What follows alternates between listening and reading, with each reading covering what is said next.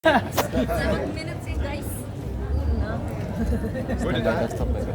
Iya jadi. Halo, apa kabar? Ini kan kalau nonton fokusnya ke cinta segitiga. Tapi kenapa memilih setting time yang jauh banget dan style seperti itu? Bahkan ada perabotan tapi fokus ke cinta segitiga. Sama satu lagi, kenapa Thailand?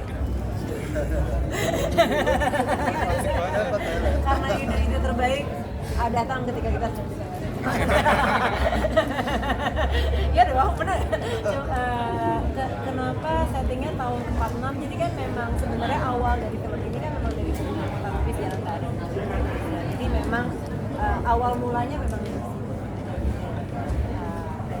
ingin fokus ke dalam keseharian seorang ibu Lisa gitu ya, dan kisah dia di rumah tangga. Jadi memang awalnya di situ. Dan kenapa settingnya seperti ini? Karena memang sebenarnya saya tuh mau buat film yang klasik gitu ya. Kalau saya pernah nonton film zaman dulu gitu kayak Casablanca gitu ya. Zaman perang tapi ada kisah cinta gitu. Jadi memang treatmentnya banyak bisa dibilang mengarah ke arah situ, ke klasikan gitu. Saya nggak dan dari musik ya gitu saya juga mencoba untuk gitu kan ada pertanyaan ya kurang lebih begitu sih. Dan kenapa di toilet itu kan memang mereka pembicaraan rahasia ya, istilahnya kalau tadi di dalam rumahnya kan suaranya pada kedengeran apa segala macam jadi tetangga, jadi memang untuk menjaga kerahasiaan itu aja sih.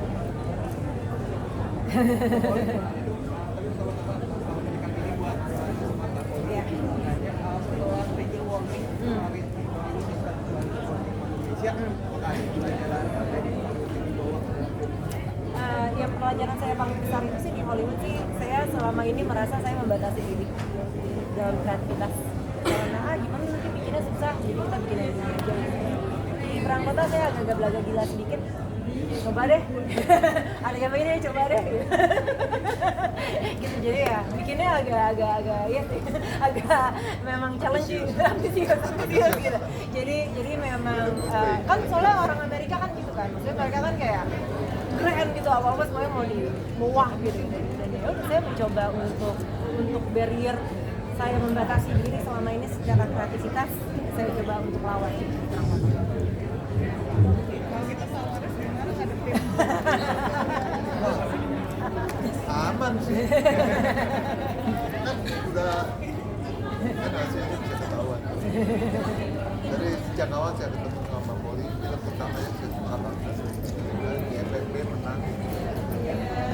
Dari dulu sudah ngomong, ayo kita kerjasama dan kesempatan ini menjadi sebuah kesempatan untuk kita ya ada di ruang KKN.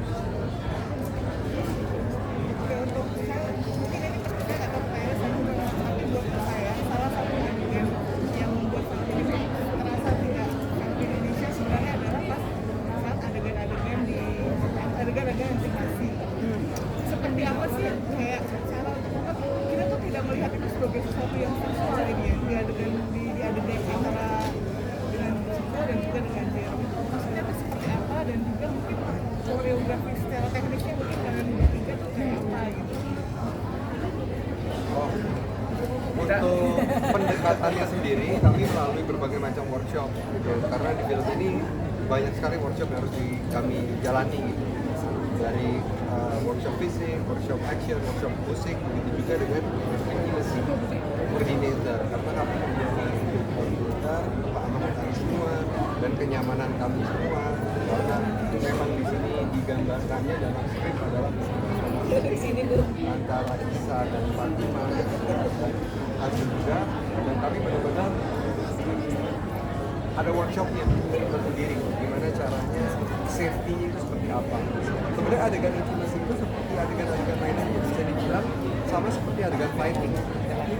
Koreografi. Ada koreografinya. Jadi ada hitungannya ketika shot kamera mungkin menghadap samping apa yang bagaimana tekniknya semua itu ada teknisnya.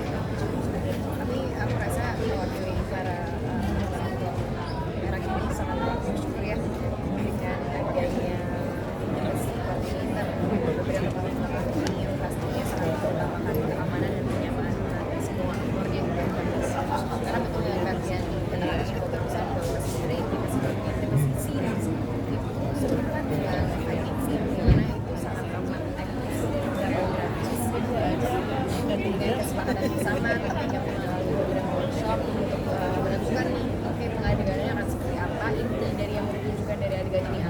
bagaimana kita menyampaikan tanpa ada rasa tidak nyaman dari aktor dan juga kru yang lainnya yang ada di lokasi.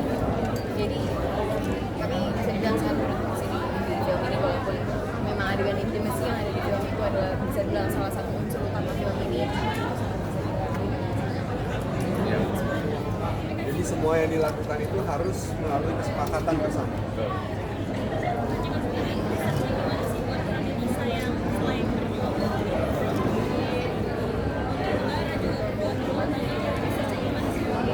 Researchnya cukup panjang, ngobrol sama banyak orang juga, baca bukunya juga, dan bagaimana sih kehidupan pasca pernikahan itu seperti apa.